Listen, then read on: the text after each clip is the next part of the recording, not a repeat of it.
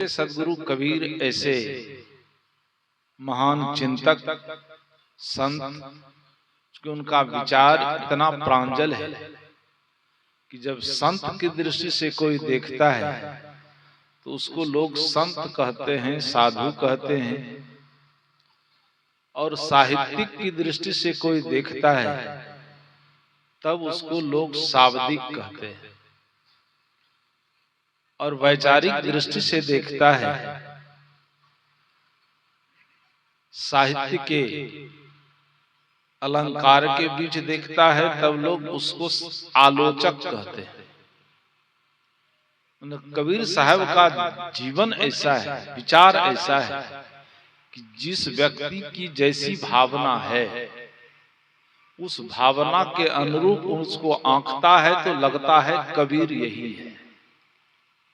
ऐसे दुनिया को देखकर सदगुरु कबीर ने कहा, घाट भुलाना बाट बिन, भेष भुलाना कान, जाकी माड़ी जगत में सो न परा पहचान। नदी है, नदी लंबी होती है, लेकिन जहां हम पार करते हैं, जिस स्थान से इस तट से दूसरे एक तट से दूसरे तट पर हम जाते हैं उसको हम घाट कहते हैं,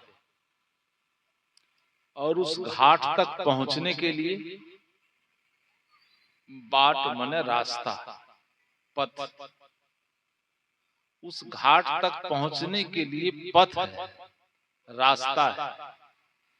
तो हम चले थे घाट पार करने के लिए, अब बाट भूल गया, बाट माने रास्ता भूल गया, तो घाट कभी मिलेगा? कभी घाट नहीं मिलेगा, और घाट नहीं मिलेगा तो नाव नहीं मिलेगी, नाविक नहीं मिलेगा, और हम भटक जाएंगे। साक्षी कितना सरल लगता है, लेकिन विचार कितना व्यापक है कि आज मनुष्य अपना बाट भूल गया है। घाट भुलाना बाट बिन, बिना मार्ग, वो मार्ग क्या है? घाट तक ये मानव जीवन का जो लक्ष्य है जिस पर चर्चा सुन रहे थे, चैतिक शुद्धि के बाद आत्म कल्याण। सब लोग ईमानदारी से बोलिए, चिंतन करिए कि हम लोग किसी, उदाहरण लीजिए पहले कि किसी विद्यालय में बच्चे का एडमिशन कराते हैं, उद्देश्य क्या होता है? जब हम बच्चे का नामांकन कराते हैं विद्यालय में तो उसका उद्देश्य कि बच्चे की बौद्धिक शक्ति विकसित हो। सबका उद्देश्य एक है कि नहीं? सबका उद्देश्य एक है कि बच्चे की बौद्धिक शक्ति विकसित हो। इस उद्देश्य से हम विद्यालय में एडमिशन कराते हैं, न कि विद्यालय के फुलवारी को देख करके। क्योंकि आज का जो युग है, अभी का जो वर्तमान समय है, लोग विद्यालय को देखता है कि विद्यालय में सजावट अच्छी है कि नहीं। अब तो समय आ गया है ऐसा, बौद्धिक शक्ति इतनी विकसित हुई है कि घर बैठे हैं, किसी को पूछने की आवश्यकता नहीं है। यंत्र को उठाइए और क्लिक करके उससे पूछ लीजिए गूगल से कि बिहार में सबसे अच्छा विद्यालय कौन है। बताने में देरी लगती है, तुरंत बताता है, और उस विद्यालय का दृश्य सामने आ जाता है। फुलवारी सजी हुई है, भवन बढ़िया बना हुआ है, हर एक कमरे में एसी लगी हुई है, और जो विद्यालय से गाड़ी जाती है बच्चे को लाने के लिए उसमें एसी लगी हुई है, उसमें टीवी लगा हुआ है।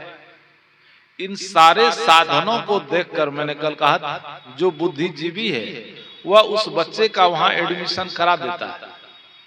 लेकिन वहां से जो बच्चे निकल रहे हैं उसकी स्थिति कैसी है आज, किसी के आंख से छिपा हुआ नहीं। कि आज ये नहीं सुने होंगे कि जो हायर एजुकेशन वाला विद्यालय है, हाई फाई वाला, उस विद्यालय के लड़के निकल करके आईएएस आईपीएस हुआ है, साधु हो गया है, वैज्ञानिक हो गया है, डॉक्टर हो गया है। उदाहरण दे रहा हूं कि इसी देश में अभी नहीं है वो, करुणा होती है, हृदय से उद्गार होता है कि एक आज दर्जनों आईएएस आईपीएस हो रहे हैं, लेकिन एक व्यक्ति का नाम लिया जा सकता है जो अब इस दुनिया में नहीं है।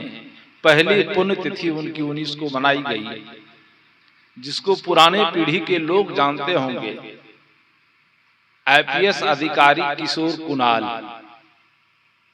बहुत लोगों के मस्तिष्क में आ गया होगा, जैसे अभी नाम आता है लांडे का, ऐसे नाम आता था आईपीएस अधिकारी कुणाल का। और कुणाल जी दुनिया में नहीं है।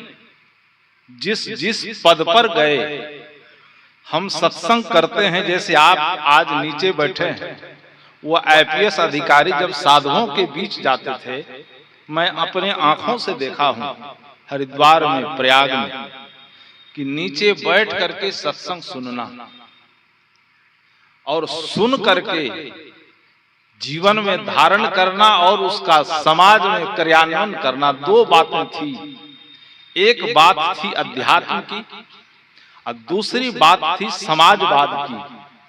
अध्यात्म में जीते थे और समाजवादी भावना ऐसी थी कि आज उन्होंने जिस मंदिर की स्थापना की, उस मंदिर से हजारों हजार लोगों का कल्याण हुआ। उन्हीं मंदिर के द्वारा एक विद्यालय बना था, विद्यालय है उनका पटना में। कुछ दिन पहले आपके पूर्णिया जिला के जिलाधिकारी आए थे, क्या नाम, प्रदीप कुमार झा। प्रदीप झा उस विद्यालय के प्रोडक्ट थे। और ऐसे ऐसे उसी तरह से उन्होंने जो समाजवाद में काम, समाज के लिए काम किया, कभी उनको भय नहीं हुआ, बिल्कुल निर्भयता पूर्वक। अब उसका हम बात करें तो बहुत लंबी बातें होगी।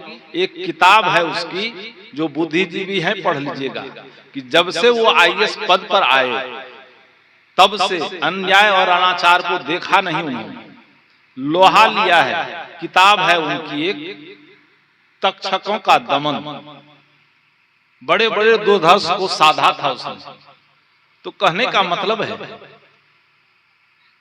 कि नीचे स्तर में जन्म लेकर के पढ़ लिख करके समाज को एक नई चीज दी। ये वर्तमान उदाहरण।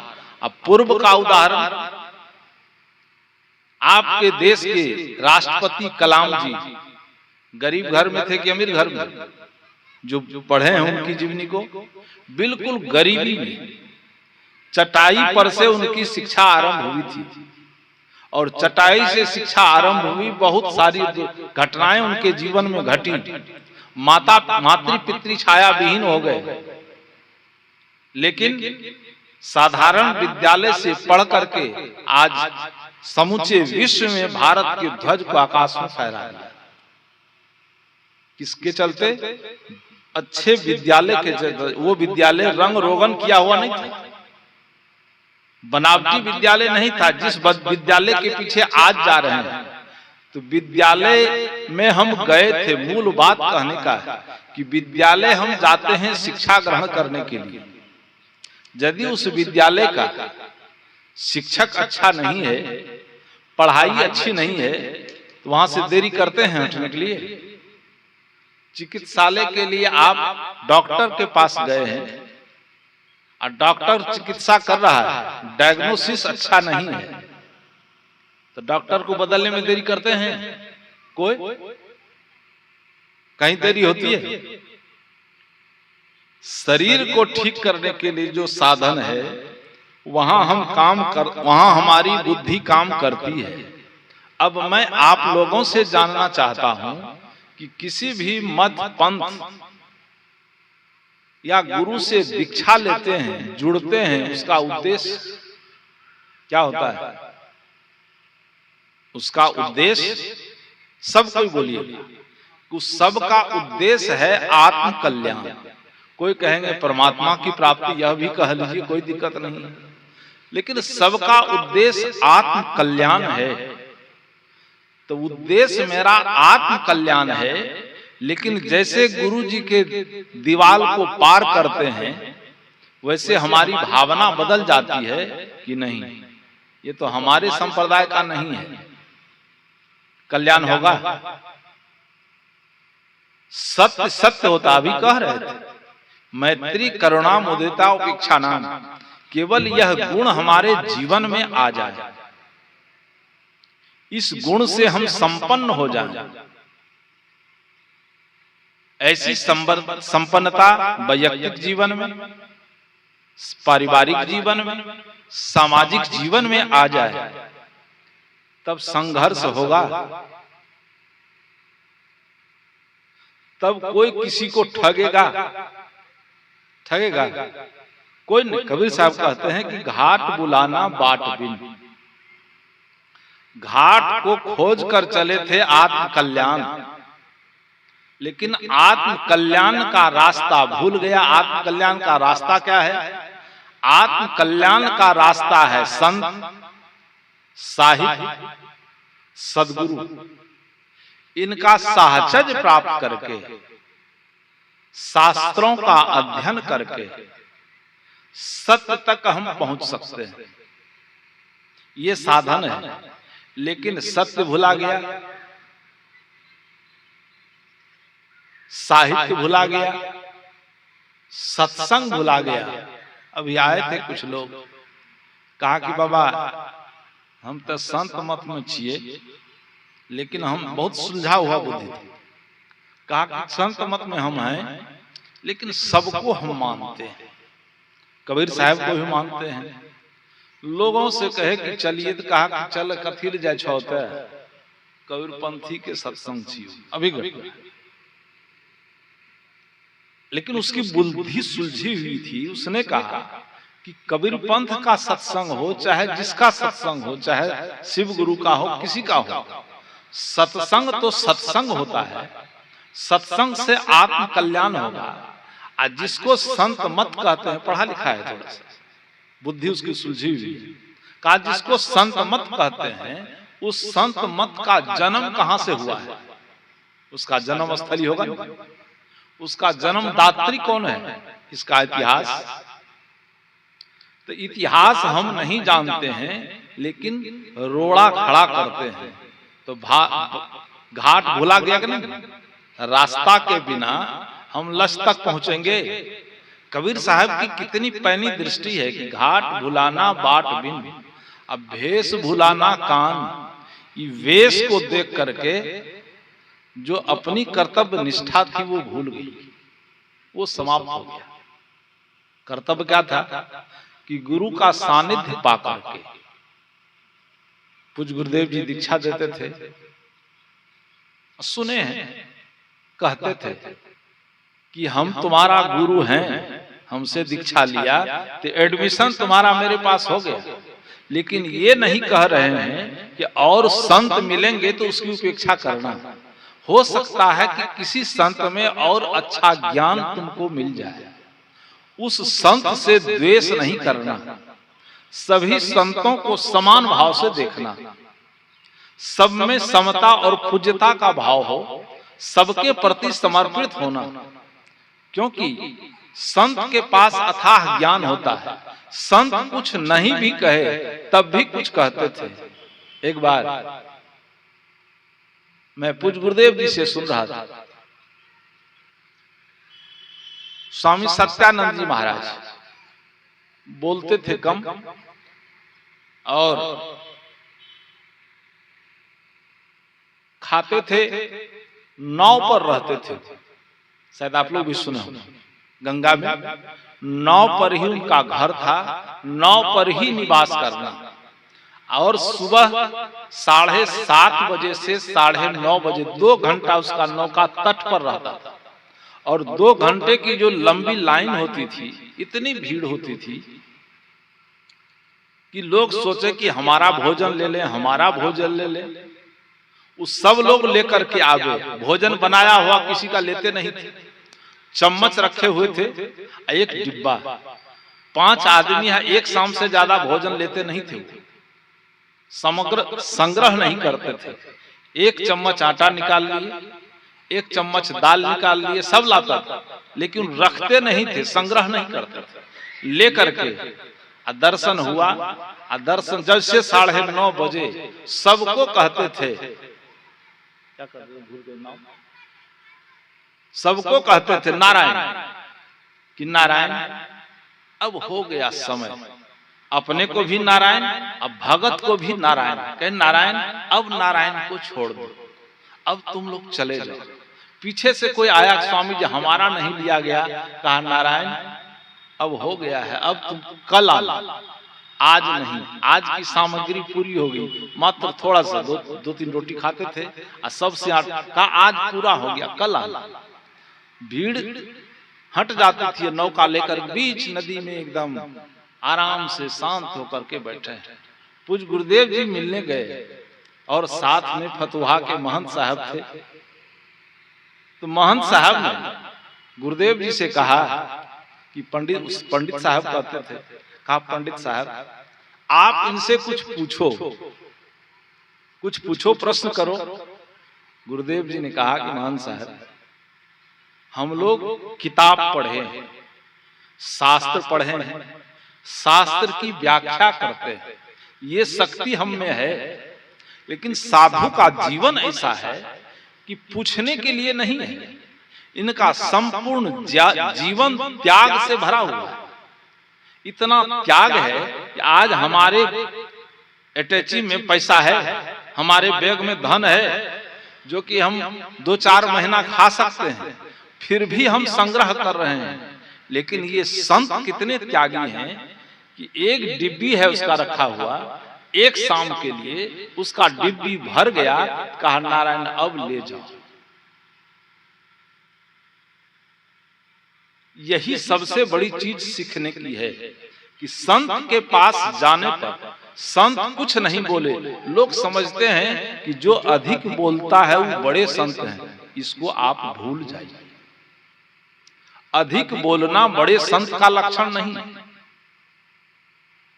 जो चुप रहते हैं वो भी कुछ न कुछ बोलते हैं। ये जो कहा गया कि साधुनां दर्शनं पुण्यं, साधुओं का दर्शन होने से पुण्य हो जाता है। मतलब जैसे आप मंदिर में जाते हैं, जो श्रद्धावान है उसकी बात कर रहा हूं, मंदिर जाते लगता है कि जीवन का सब कुछ भूल गया। उसी तरह विरक्त वर्ग संत के पास जब खड़े होते हैं, नमन करते हैं, तो लगता है कि वहां सब कुछ भुला गया। क्यों? बड़े बड़े लोग, बड़े बड़े धनपति कुबेर, यदि उसका संस्कार सही हुआ है तो संत के पास आता है। सिकंदर का नाम आप लोगों ने सुना होगा कि सिकंदर चला था क्या करने? विश्व विजय होने के लिए, विश्व पर विजय प्राप्त करने के लिए। सबको मारते काटते जब चलने लगा, तो एक डायोनिज नाम का संत उनके पास पहुंच गया और कहा, उसका मंत्री पहुंचा और डायोनिज को कहा कि आप रास्ते से हट जाइए। कहा क्यों? कहा बादशाह आ रहा है सिकंदर। डायोनिज ने कहा कि जाओ कह देना कि यहाँ शहंशाह बैठा हुआ है, ये बगल नहीं होगा। कहा नहीं बगल होंगे तो आपको शक्ति से बगल कर दिया जाएगा। कहा किस शक्ति से बगल करोगे? जाकर कह दो। जाकर सिकंदर से कह दिया कि एक साधु बैठा हुआ है और उसके पास केवल कमंडल है, कमर में लंगोटी है और अपने को शहंशाह कहता है। कहा जाओ कह देना कि शहंशाह बैठा हुआ है। सिकंदर दौड़ते हुए आया। कहा महाराज आपको पता नहीं कि मैं सिकंदर बादशाह हूं, हमारे भय से पूरी धरती कांप रही है। कहा कौन हो तुम? कहा सिकंदर। कहा क्या करने चले हो तुम? यूनान से यहाँ आ गए हो, क्यों यात्रा क्यों कर रहे हो? कहा विश्व पर विजय प्राप्त करना है, विश्व विजेता होना है हमको। कहा कि तुम महादरिद्र हो। जो दरिद्र होता है, जिसके पास दरिद्रता होती है, वही लूटता है, वही काटता है, वही छीनता है, वो आतताई होता है। तुम आतताई हो, लुटेरा हो। डायरेक्ट कह दिया तुम लुटेरा हो और तुम्हारा अस्तित्व तो रहेगा नहीं। कहा कि अभी आपको बगल कर देंगे तब। कहा किससे बगल करोगे? शरीर को काट दोगे, इतनी शक्ति है तुम, लेकिन मेरी आत्मा को नहीं काट सकते। तुमको सब कुछ है, तब भी तुम दरिद्र बने हुए हो, काट रहे हो लोगों को, जीतने का प्रयास करते हो। लेकिन हमारे पास सब कुछ नहीं है, लेकिन सब कुछ है, इतनी संतुष्टि है। और वहीं से सिकंदर यूनान नहीं पहुंच सका, लौट कर जो गया, जाते जाते रास्ते में ही मर गया। तो त्याग में सबसे बड़ा बल है, और त्याग ही जीवन का आभूषण है। त्याग, इसलिए उपनिषद के ऋषि ने कहा तेन त्यक्तेन भुंजिथा, त्याग पूर्वक भोग। त्याग करो, भोग भोजन करो, करना है, भवन में रहना है, साधन चाहिए, लेकिन साधन का त्याग पूर्वक भोग करो। समझो कि हमारा नहीं है। जिस समय समझने लगते हैं कि हमारा है, उसी समय से युद्ध आरंभ होता है, उसी समय से संघर्ष आरंभ होता है। जिस समय हम समझते हैं कि ये धन हमारा है, और धन संग्रह के लिए रात दिन प्रयास करते हैं, चाहे जिस किसी प्रकार से हो, एन केन प्रकारे। क्योंकि आज जो यह युग है, इस युग में धन के पीछे सब लोग पागल हैं, साधु भी, गृहस्थ भी। धनाकांक्षा सबको है, लेकिन प्रश्न करो। पूज्य गुरु रामदास सिंह दिनकर ने कहा कि एक बात है सत्य की, खिलकर झड़ जाते हैं फूल यहां। एक बात है सत्य की, खिलकर झड़ जाते हैं फूल यहां। जो आज रहे अनुकूल, वही दुर्दिन में बन जाते प्रतिकूल यहां। मैत्री के शीतल कानन में छिपा कपट का शूल यहां। कितने कीटों से सेवित है मानवता का मूल यहां। ये जीवन की सत्यता है कि जिन जिन चीजों को हम संग्रह करना चाहते हैं, छूटेगा, छूटना तय है। मूल लक्ष्य हमारे जीवन का आत्म कल्याण है, लेकिन वह आत्म कल्याण का मार्ग हमारा भूल गया। हम कहां फंस गए? हम फंस गए आकर के संप्रदाय में, हम फंस गए आकर के मान्यता में। घाट भिलाना बाट बिन, वेश भुलाना कान। वेश को देख करके, वेश की मर्यादा को, साधु लोग, साधुओं के जीवन में जो संत महात्मा चले थे कल्याण के मार्ग में, उनका भी जीवन फंस जाता है कि किसका सम्मान, किसका अपमान, कौन किसको कितना सम्मान मिल रहा है, कौन कितना सम्मानित हो रहा है, किनका आसन ऊंचा है, किनका आसन नीचे है। इस मान्यता में अपना मार्ग भूल गया। हम बड़े महंत हैं, हम बड़े अधिकारी हैं। ये सारी व्यवस्थाएं हैं। इन व्यवस्था, यह व्यवस्था है, ये नहीं है कि इस मर्यादा का पालन नहीं करना है। मर्यादा में रहना है, मर्यादा का पालन करना है, लेकिन मर्यादा में बोझिल नहीं होना है। मर्यादा जीवन का बोझ नहीं हो जाए। जब मर्यादा जीवन का बोझ हो गया तो जीवन वहीं फंस गया। मर्यादा का पालन, ये मर्यादा एक नियम है, एक कायदा है, इसका पालन करिए। लेकिन पालन करते हुए जो मुख्य लक्ष्य है हमारे जीवन का, आत्म कल्याण, उधर आगे बढ़ना चाहिए। और आत्म कल्याण तब होगा जब हम सभी भेदभाव से ऊपर उठ जाएंगे, जब हमारी सारी दीवारें मान्यता की गिर जाएगी। आज मान्यता की जितनी दीवारें खड़ी है, उस दीवार के चलते आदमी आदमी के बीच संघर्ष है, चाहे वह मान्यता देवी देवता का हो, चाहे भगवान का मान्यता हो, सारी मान्यताएं। लेकिन इस पर विचार करने की आवश्यकता है। इस मान्यता का ये जो कहा गया, लोग कहते हैं कि हमारे शास्त्र में ऐसा लिखा हुआ है। आज शास्त्र के नाम पर युद्ध चल रहा है, शास्त्र के नाम पर हत्याएं हो रही है कि हमारा शास्त्र सबसे ऊंचा है। हिंदू कहता है वेद ऊंचा है, मुसलमान कहता है कि कुरान से बढ़कर दुनिया में कोई ग्रंथ ही नहीं है, क्योंकि कुरान अल्लाह का भेजा हुआ है। और उस कुरान की पढ़ाई आज हर एक जगह हो रही है, मदरसा में। अभी देखते ही हैं लोग, आप सब कोई। अभी बांग्लादेश में 3-4 दिन की घटना है कि बौद्धिक शक्ति कितनी रूढ़ हो गई है कि एक हिंदू को पीट पीट करके पहले भीड़ में पीटा, और फिर गाछ से लटका दिया, और पेट्रोल छींट करके जला दिया। निर्मम हत्या। किसके बल पर?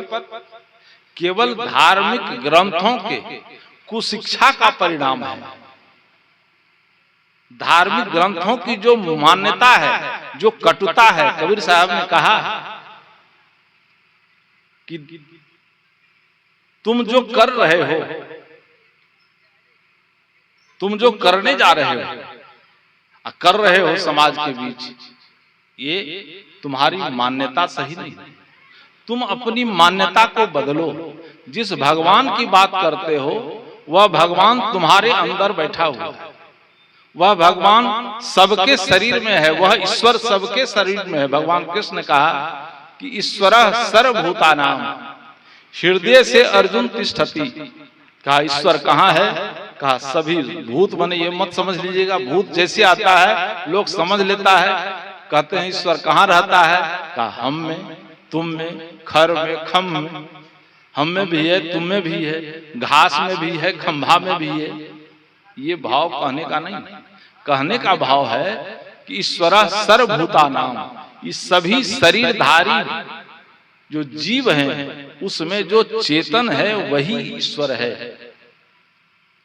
भगवान कृष्ण ने कहा कि ईश्वरः सर्वभूतानां जो मां पश्यति सर्वत्र। अब भगवान कृष्ण को ही मानते हैं तो भगवान कृष्ण का कथन है कि जो मां पश्यति सर्वत्र सर्वम च मयि पश्यति तस्याहं न प्रणश्यामि स च मे न प्रणश्यति। जो मुझको सब में देखता है, सब कोई मुझको सब में देखता है और सबको मुझ में देखता है, तस्याहं न प्रणश्यामि, उससे मैं दूर नहीं हूं, वही मैं हूं। गोस्वामी जी से पूछिए तब, उसने भी कहा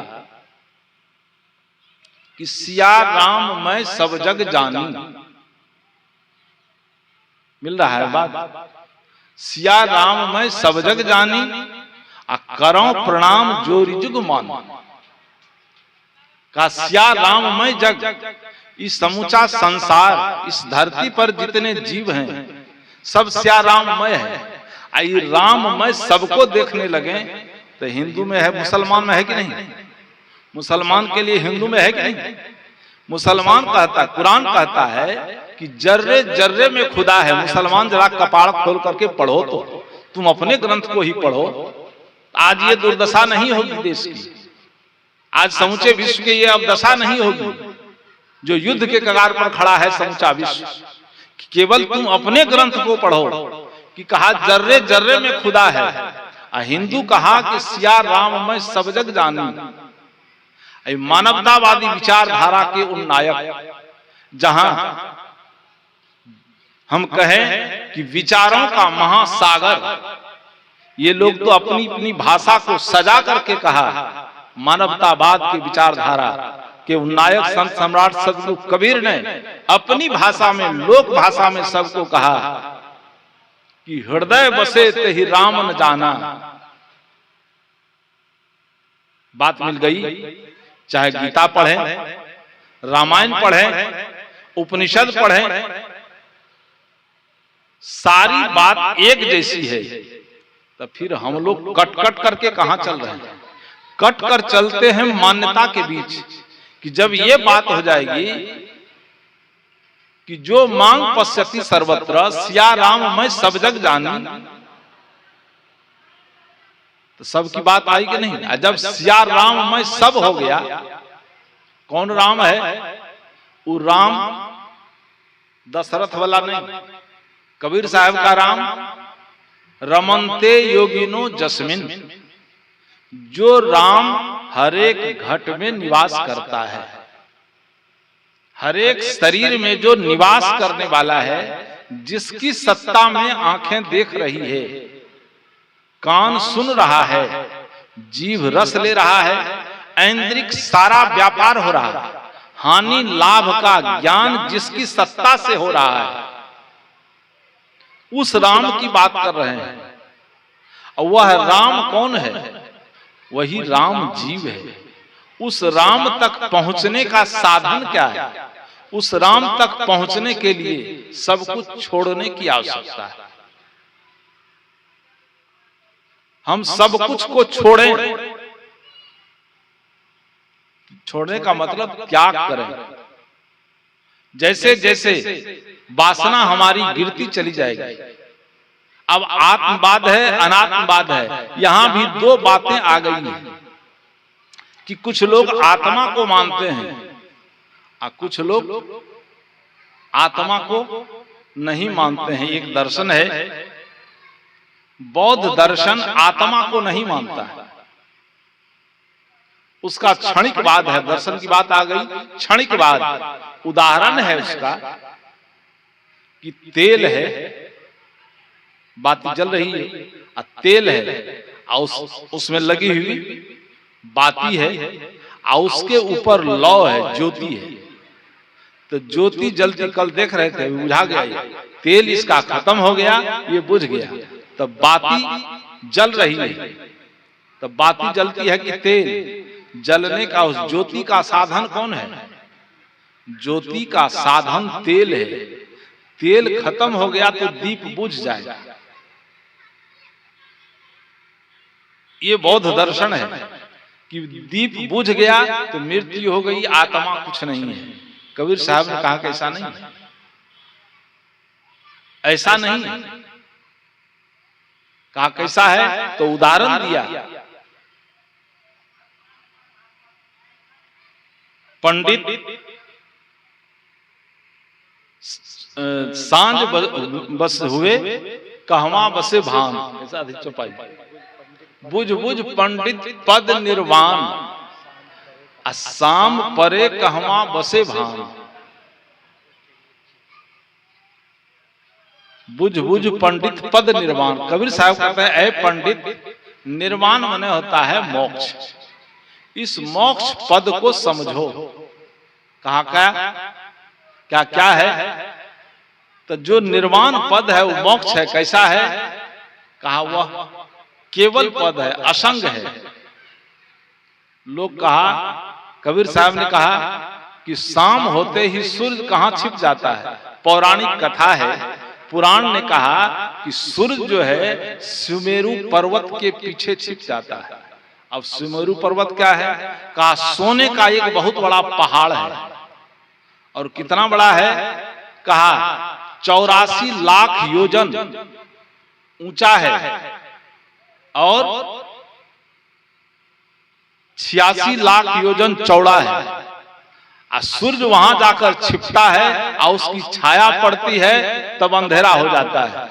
इसमें पढ़े लिखे हैं वैज्ञानिक लोग, बात सही है। आज का विज्ञान नहीं मानेगा, क्योंकि आज बौद्धिक शक्ति विकसित हो गई है, सब लोग समझ। कबीर साहब दीपक का उदाहरण नहीं दिया, सूर्य का उदाहरण दिया। दीपक में तेल है और बाती है। जब तक तेल है तब तक बाती जलेगी, लेकिन सूर्य स्थिर है। अब विज्ञान पर आइए कि सूर्य स्थिर है, अब पृथ्वी स्थिर है। पृथ्वी सूर्य के चारों तरफ चक्कर लगाती है। अब जो अभी यहां भारत में या और कुछ देश में सूर्य दिन दिखाई दे रहा है, लेकिन कुछ क्षण में, कुछ क्षण नहीं कुछ घंटे में जब सूर्य पश्चिम के तरफ जाएगा तो जो देश इस देश से कुछ, जिस देश पर अभी प्रकाश हो रहा है, सभी देश उससे ऊंचाई पर है, तो जब उधर जो चला जाएगा तो उसकी छाया पड़ेगी ना। अभी वहां रात होगी, इधर की छाया उधर जा रही है, अभी पश्चिम देश में रात होगा, और जब सूर्य पश्चिम के तरफ जाएगी तब पूर्वोत्तर देशों में रात हो जाएगी। तो सूर्य का विनाश हुआ, सूर्य का नाश नहीं ना है मूल बात। कबीर साहब कहते हैं कि शाम पड़े कहमा बसे भान का, पर्वत न ढेला ऊंच नीच न पर्वत ढेला न ईंट। अब बिन गायक बिन गायन तहमा उठेगी, पर्वत ढेला ईंट के पीछे। सूर्य छिपने वाला नहीं है, सूर्य का अपना अस्तित्व है और वो अपने अस्तित्व में हमेशा रहता है। कबीर साहब कहते हैं कि यह आत्मा अपने अस्तित्व में हमेशा है। सूर्य से उपमा दे करके यहाँ अलंकार का प्रयोग करते हैं। लोग कहते थे कबीर साहब पढ़े लिखे नहीं है, लेकिन कबीर साहब के साहित्य को, उनके शब्द को पढ़ने के बाद पता चलता है कि कितने बड़े विद्वान थे, कैसा उदाहरण दिए। सूर्य का उदाहरण देकर इस आत्मा को अभिव्यक्त करते हैं कि आत्मा अमर है, अजर है, अमर अखंड है, और वो कहीं छिपती नहीं है जाकर के। और छिपेगी तो फिर उसको बंधन मिलना ही है, फिर उगेगा। तो छिपना उगना नहीं है, सूर्य अपने आप में स्थिर है। लेकिन कैसा है? तो आत्म तेल और बाती ये क्षणिक बात है बौद्ध का, दर्शनों का। इसका सदगुरु कबीर साहब खंडन करते हैं कि आत्मा जब से हम होश संभाले हैं, अभी उम्र हमारी 50 वर्ष की है, और जब से हम होश संभाले हैं, विद्यालय जा रहे थे, तो ये याद है ना कि हम प्राइमरी स्कूल में पढ़ते थे, याद है? ये धारणा शक्ति किसके अंदर है? इसका धारण करने वाला कौन है? यदि क्षणिक बात है तो आत्मा नहीं भी बदल जाती, तेल खत्म, तो उस धारणा शक्ति जो है आत्मा में ये तो नहीं रहती। जब आज से 50 वर्ष पहले जो दुर्घटना घटी है, वो घटना अभी याद हो रही है 100 वर्ष तक, 80 वर्ष में, तो उसका धारक कौन है? जल्दी बोली, बात खत्म करेंगे। उसका धारक आत्मा है। तो आत्मा सर्वोपरि सत्ता है। भगवान कृष्ण ने कहा कि ज्योतिषाम अपि तद ज्योतिष तमसः परमुच्यते ज्ञान ज्ञेयम ज्ञान गम्यम सर्वम निश्चितम। का ज्योतियों का भी जो ज्योति है, यह ज्योति जड़ है, तेल जड़ है, बाती जड़ है। उस ज्योति का जो अनुभव करने वाला है, अनुभविता है, वो कौन है? वही चेतन आत्मा है, वही सर्वश्रेष्ठ तत्व है, वही सर्वश्रेष्ठ शक्ति है। उस शक्ति का उद्घाटन करना है। उस शक्ति का उद्घाटन कैसे होगा? उस शक्ति के उद्घाटन के लिए ही ध्यान, साधना और सत्संग की आवश्यकता है। लेकिन ध्यान, साधना, सत्संग करके हम आत्म कल्याण के तरफ बढ़ते। अब यहाँ भी भिखारियों की जमात खड़ी हो गई। जैसे मंदिर में जाके भीख मांगते हैं, या भगवान हनुमान जी हमको पास करा दीजिएगा। कोई खड़ा होता है गंगा माँ के जाकर, गंगा मैया कहता है कि बेटी को शादी हुए 10 वर्ष हो गया है, कोठो संतान नहीं आया है, गंगा माँ को दे दो। और गंगा गोदावरी करते करते जब कहीं नहीं मिलता है, तब यहाँ आता है। अब यहाँ जो आता है तो सब निर्वंश बैठा है। जो निर्वंश बैठा है उससे वंश चलेगा। यहाँ भी वहां था, यहाँ भी भीख मांगता है। अब भीख मांगते हो तो विचार करो, एक तो गलती किया कि शादी कर लिया, क्योंकि जीवन मिला था आत्म कल्याण करने के लिए। एक गलती किया कि शादी हो गई, सदगुरु अभिलाष साहब को सुन रहे थे, कहा उसने कि आकर कहा कि गुरुजी हमको संतान नहीं हुआ है, बहुत दिन हो गया। सदगुरु अभिलाष साहब ने कहा कि ये गलती किए थे तो शादी कर ली, प्रकृति ने तुमको रोक दिया दूसरी गलती करने से, मस्ती से खाओ। अभी पूज्य गुरुदेव जी का एक शिष्य है फलका में, शांति और सुबोध, इतना सत्संग में लीन रहता है, दोनों पति पत्नी। अब वृद्ध हो गया है, गुरुजी के समय से ही संतान नहीं है और दोनों मस्त है। पति बीमार पड़ता है तो पत्नी सेवा करती है, पत्नी बीमार पड़ती है तो पति सेवा कर देता है। दोनों एक दूसरे के सहयोग में मस्त होकर के जी रही है। फलका में घर है, सिलाई करते करते आज अब कह रही है कि आश्रम को आप देखिए, साहब जी चले गए, इसको लिखा लीजिए, यहाँ आश्रम बना दीजिए, एक जमीन खरीद लिया है। कहा हम लोग मस्त हैं कि एक गलती हुई कि शादी हो गई, रामकृष्ण परमहंस के तरह जीवन बिता लिए, लेकिन दूसरी गलती करोगी संतान हो जाएगा। संतान क्या करता है, आप लोगों को अनुभव है, जब जवान हो गया, आप बूढ़ा हो गए, तब छाती पर चढ़ जाएगा कि चाबी लाओ, ये धन हमारा है। बेटा सारी संपत्ति को बांट लेगा, आपको खाने नहीं देगा। बापों का दोष है, बाप भी कहीं कहीं दोषी होता है कि बाप के पास भी निर्णयात्मक क्षमता नहीं होती है, सत्य असत्य को समझने की क्षमता नहीं होती है। जब बगलिंग करता है तो वहां विरोध होता है, अब विरोध करता है तो एक दूसरे का इतना घोर विरोधी होता है कि तुम हमको नहीं देखना, हम मर जाएंगे तो मेरी लाश को मत छूना। अब जिस समय बेटा नहीं हुआ था उस समय गंगा गोदावरी सब जगह भीख मांगते चलते थे। आज बेटा हो गया, गलती कर दिया तो मोछ भी उखाड़ने के लिए बेटा तैयार है, छाती पर चढ़ करके दबा करके मारने के लिए तैयार, मार दिया है लोग। तो वही कहे कि ये गलती किए थे छोड़ दो, प्रकृति ने रोक दिया तो मस्त हो जाओ, सत्संग भजन करो, संसार की सारी सेवा करनी है तो सबको अपना संतान समझो कि सब तुम्हारा ही संतान है। तुम्हारे पास धन है वहां लगा दो। आज एक कॉलेज है आपके यहाँ पटना में, अनुग्रह नारायण सिंह, उनको एक संतान नहीं था और इतनी संपत्ति थी कि उस संतान के लिए दर दर भटक रहे थे। श्री बाबू मुख्यमंत्री थे, अनुग्रह नारायण सिंह से कहा श्री बाबू ने कि कहां भीख मांगो, थोड़ा समझ अच्छी थी, कहा कहां भीख मांगे चल रहे हो, शादी करोगे एक दो बच्चा, कुछ लोग पोसपूत ले लेता है। कुणाल जी को देख रहे हैं, कुणाल जी को संतान नहीं थी,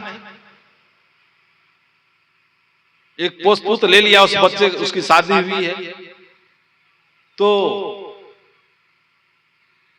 कहा ले लो कर लो। लेकिन भूल गए क्या कह रहे थे, अनुग्रह नारायण सिंह उनसे कहा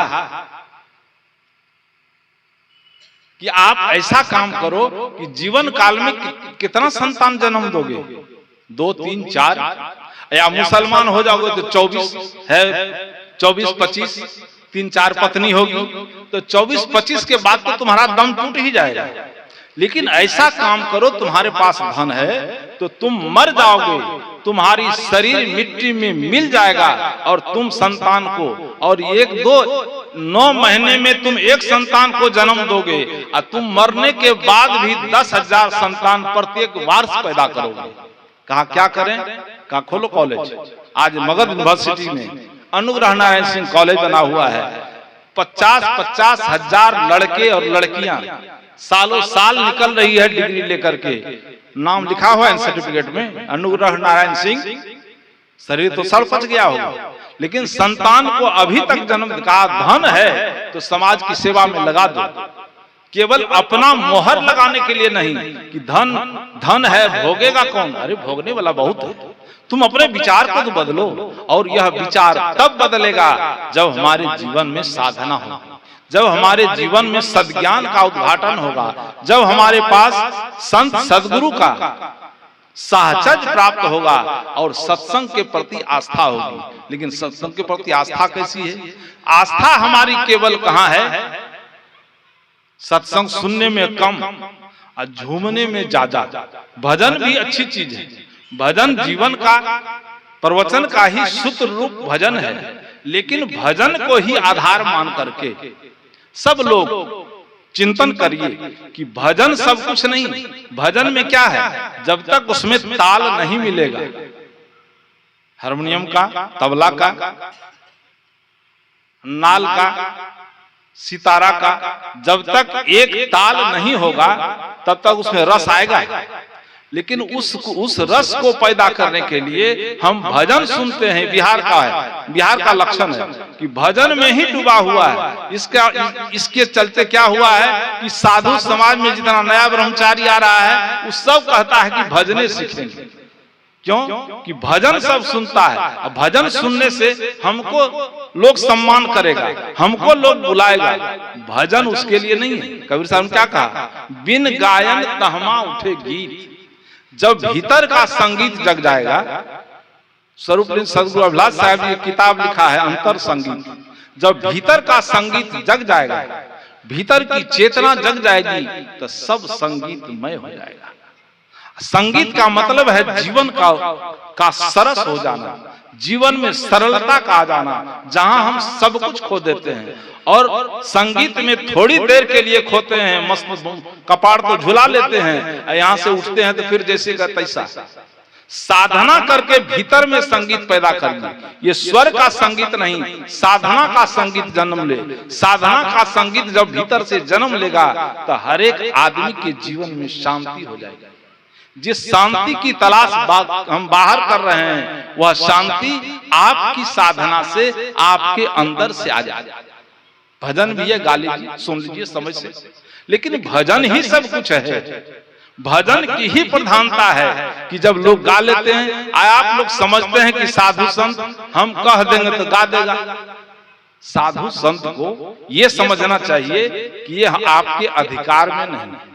समय का ज्ञान, समय की क्या मांग है, उसका ज्ञान होना चाहिए। उसके अनुरूप करिए। ये जो कहते हैं कि भजन गा दीजिए, ये आपका मोह है और ये आपकी मानसिकता है। इसका मतलब है कि विचार में आप अवगाहन नहीं कर रहे। जब तक वैचारिक अवगाहन नहीं होगा, विचार में डूबेंगे नहीं, तब तक आपके जीवन का उत्थान नहीं हो सकता है। आप उत्कर्षित नहीं हो सकते हैं, चाहे किसी भी दिशा में। इसलिए उत्कर्षित होने के लिए विचार की गहराई में उतरने की आवश्यकता है। संगीत हो, लेकिन संगीत भी समय के अनुसार, और साथ साथ विचार जीवन को पूर्ण करता है। उसमें तो रस है, रस में रस ले लेते हैं। भोजन जो खाने में बहुत बढ़िया लगता है, पूज्य गुरुदेव जी कहते थे कि जो जीभ को अच्छा लगता है वो पेट को ठीक नहीं रहने देता है, और जो जीभ को अच्छा लगता है वो सुबह सुबह जब संडास में जाता है तब उसको पता चलता है। एक दिन शंकर ब्रह्मचारी, अभी तो गृहस्थ हो गया है, एक दिन आश्रम में बनाया लिट्टी, खूब मरचाई मसाला कस के देकर के बनाया। और जब खाने बैठा तो खूब खाया, सब खाया, इतना रस आया कि कंठ तक खा लिया।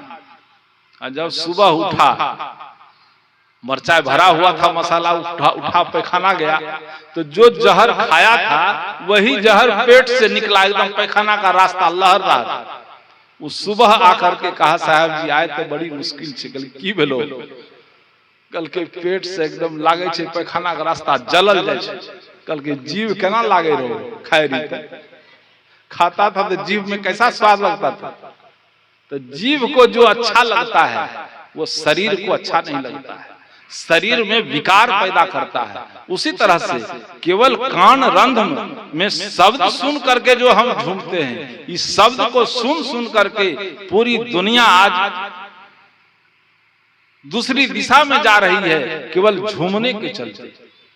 तो यहाँ आध्यात्मिक संगीत है, इस संगीत को सुन करके जीवन में धारण करिए।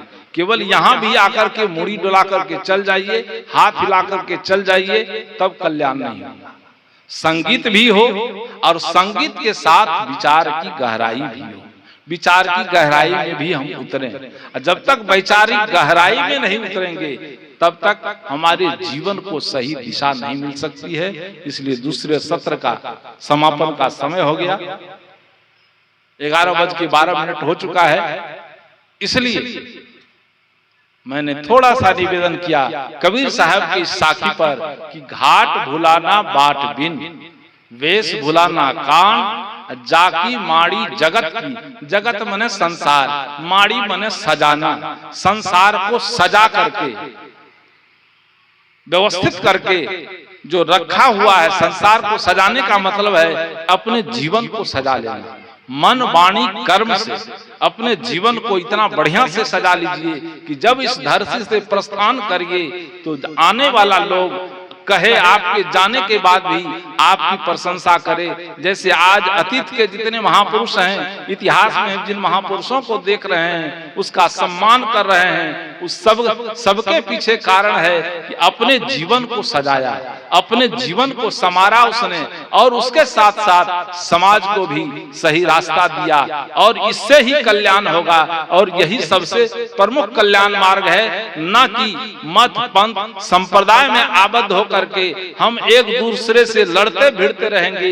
लड़ भिड़ रहे हैं अभी तक, ये हमारी अज्ञानता है, और ये अज्ञानता दूर होगी किसी के नीचे आकर के, वो कबीर विचार के नीचे आकर के ही।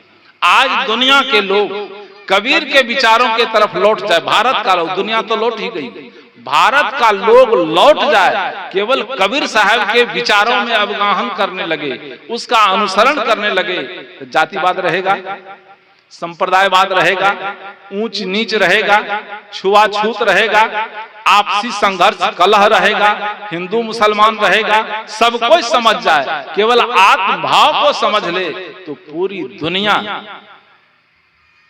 की दिशा बदल जाएगी, और जीवन का जो चरम परम लक्ष्य है उस तरफ हम सब लोग बढ़ने लगेंगे।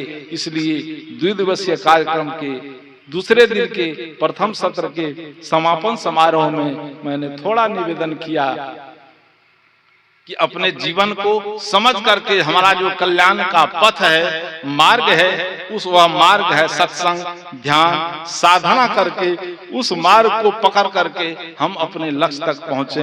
बस इस सत्र में इतना ही कह करके एक वाक्य कहता हूं, आप लोग भी पीछे से कह दीजिए, अपनी बातों को विराम दे दें। सर्वे भवन्तु सुखिनः, सर्वे सन्तु निरामयाः, सर्वे भद्राणि पश्यन्तु, मा कश्चित् दुःखभाग् भवेत्। सभी सुखी हो, सभी कल्याण लाभ करें, किन्हीं के जीवन में दुख की गंध नहीं हो। बस इन्हीं शुभकामनाओं के साथ इस सत्र में अपनी बातों को विराम देता हूं। बोलिए सद्गुरुदेव की जय।